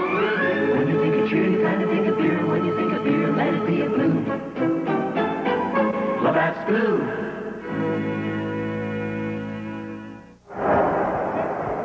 We've got Junior Ayu with us in the Montreal dressing room, and he just came over, and the team just came in. Junior, that had to be the best defensive display of the year for your team. Well, our coach Rose really prepared us. We went down with all their tendencies and what they do on certain downs and certain hash marks. And everything that they did, it seemed like we had something ready for it. And which is like we had a lot of breaks going our ways. Edmonton is a lot better team than today. We're just lucky that we had the breaks. Your defensive club forced a lot of those turnovers, too. Well, the beginning of the game, they were our team, and so did Edmonton. We made lots of turnovers, and I guess we kept on forcing them to make the turnovers, and we hardly made any ourselves. How cold was it out there? Not very cold. Hey, for a boy from Samoa, come on now, it has to be cold. No, I'm going back to the islands next week, so I'll get my warm day then. I don't blame you. There are a lot of folks in the stands that like to go back to the islands with you after this cold weather today. Well, those people from Montreal, come on down there. I'll show you Hawaii. Okay, Billy? Junior, I was just going to say, while we were up here, the team held a prayer. Do you have a prayer after every game? Before every game and after every game, I always have a team prayer. For all the things they've done for us. It's customary with our team. I'm sure it's with most teams. Well, I gather my mic wasn't working, so I'll ask that question again. You have a team prayer before and after every game, do you, Junior? Yes, we have a team prayer. It's customary that we have a team prayer before a game and after a game. And I think it's the same with every team in the CFL or professional sports. Thank you, Junior. Okay, Junior, I know you want to get into that celebration. We've got, our French confreres have grabbed Larry Smith, who had just come wandering up to us. The players are on the other side of a partition here, and they have to make a trek around. Here we have somebody coming over to us now so we can grab him. Gabriel Gregoire is walking. Come on in here, Gabriel. I know you want to come in here and talk to the boys on the French network first, but you've got a bottle of champagne there. Go ahead, pop it open if you want. Hey, that was quite a ball game. Yeah, very good on. Specialty team, offensive, defensive, all are great. Thanks for the TV, thanks for the radio, thanks for the people who came here. That's great. You don't want to pop that bottle of champagne open right now? No, but you have so nice suit. I don't like to. It's okay. It has to go to the cleaners anyway. Don't trust the French guy. You got to know that. Well, go ahead. I'll drink some of it. Okay, we'll come back to the dressing room in a moment. Right now, let's go to Tom McKee.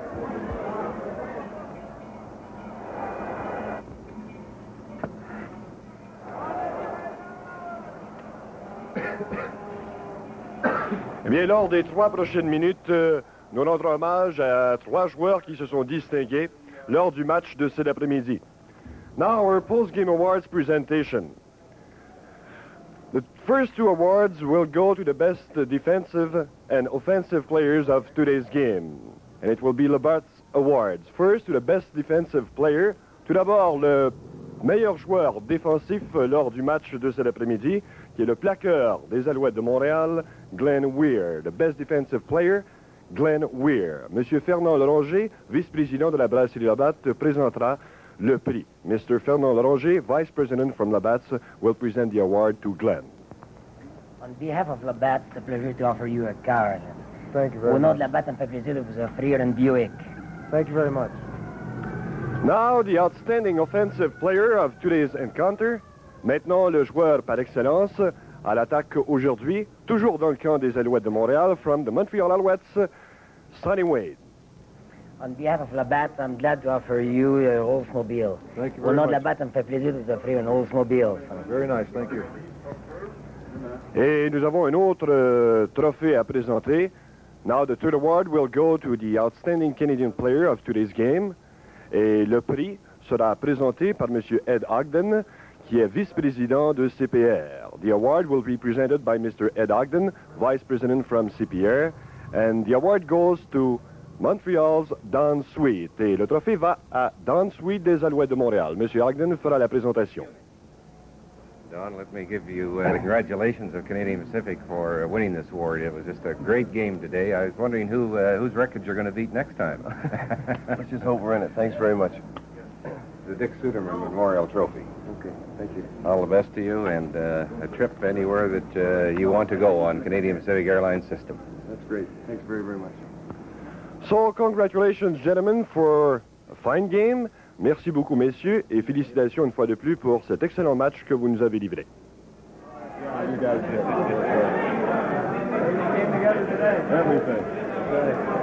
We're back in the dressing room, the Alouette dressing room, where it's a very excited scene, of course. The champagne corks are popping, and with us, the victorious coach, Marv Levy. Marv, congratulations. You had an awful lot of opportunities, as we were discussing a moment ago, in that first half, but then you really took it to them in the second. Well, we did. I know we turned the ball over and frittered away some opportunities in the first half, but we really expected that type of thing would happen today. And we even told our team that. Look, there are going to be some turnovers, there are going to be some fumbles. Don't go downhill. Don't get discouraged when those things happen. They're going to happen today, and just keep coming on and keep coming on. And you're the kind of guys we have faith in. We think you'll win the game if you do, and they certainly did do those things. Well, Marv, sorry, Bill, one thing I wanted to ask you. I noticed you're bundled up against the elements. How did the players find it down there? You didn't have any heaters on the bench. No, we didn't have heaters on the bench. And is this for a reason? Well, unless it was really bitter cold, we didn't feel we wanted there. I think they're a diversion. They sort of roar and make a noise, and your players are always running over to them to get their hands warm, and they're thinking about the heater. And I just felt that unless it was just bitter cold, and it wasn't, and the wind wasn't bad inside the stadium, that we didn't need something of that nature. We were better off without it. Marv, you've always been known as a very conservative coach. What were you trying to do, blow your reputation out there going for those third downs? Well, again, my concern more in going for them, I felt it was a little bit more of a percentage play, Bill, because the conditions were so tough on snapping the ball, and the punter, really the snaps and punts amazed me today that the punters and snappers on both teams did so well. But I thought, oh, heck, it's just as big a chance to make it. I think you're going to get some champagne.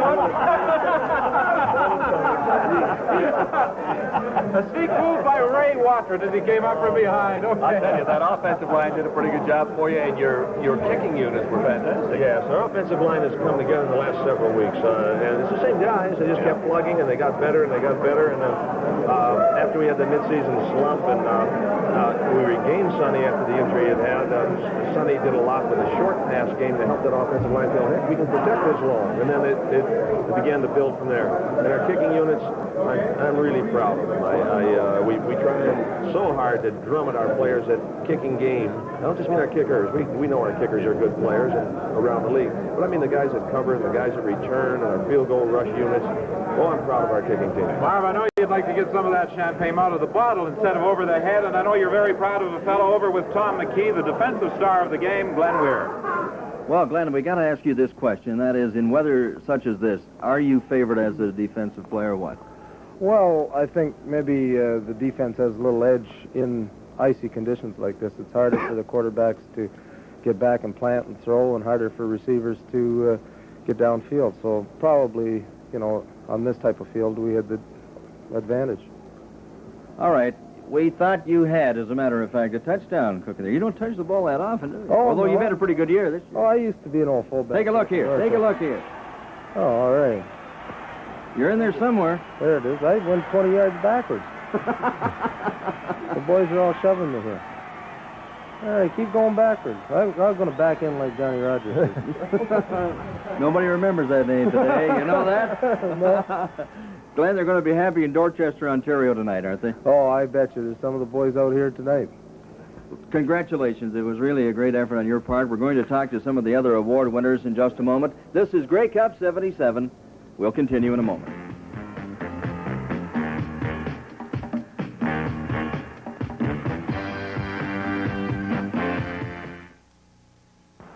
You never know exactly when you'll be glad you bought your winter Michelins. Maybe it'll be on a tough, icy curve. Or it might be on a snow-covered hill. But sometime this winter, Daddy! you'll be glad you didn't compromise on your tires. And just as glad that we don't.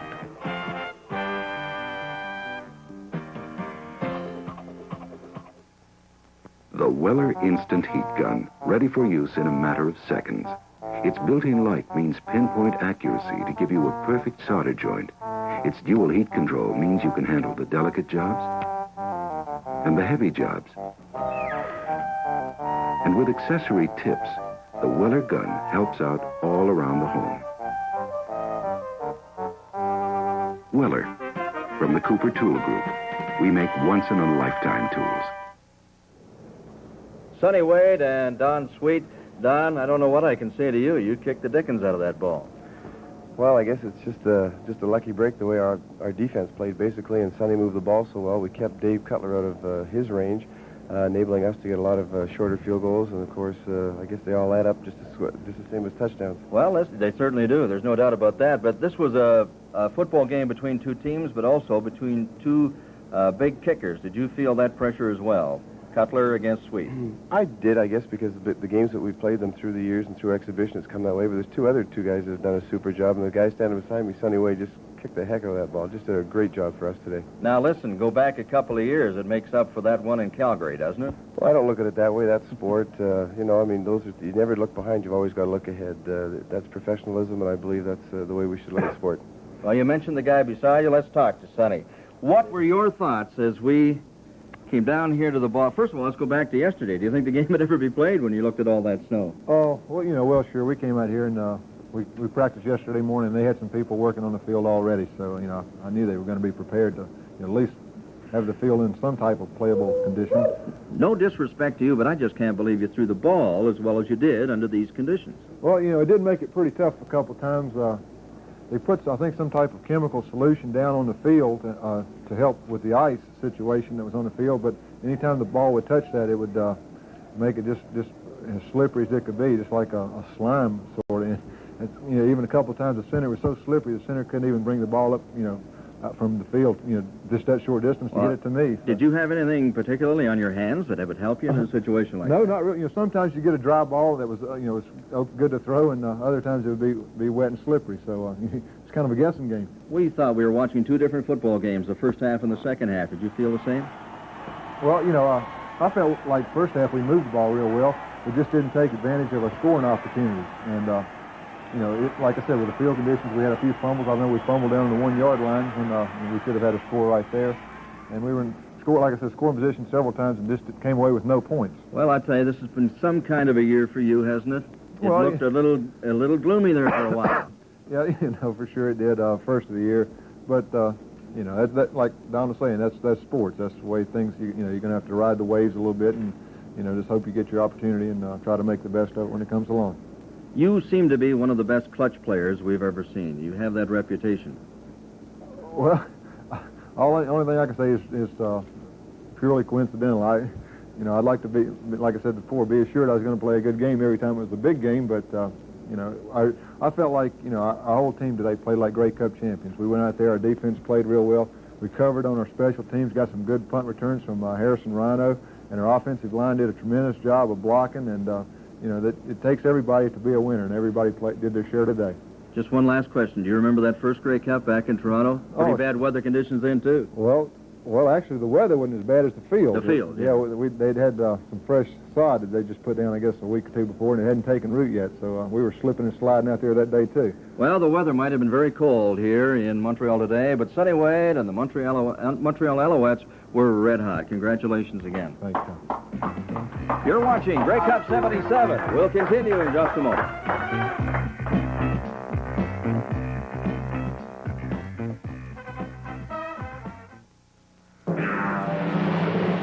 Energy. It's a precious Canadian resource. That's why last year Chevrolet announced a new concept in fuel efficiency.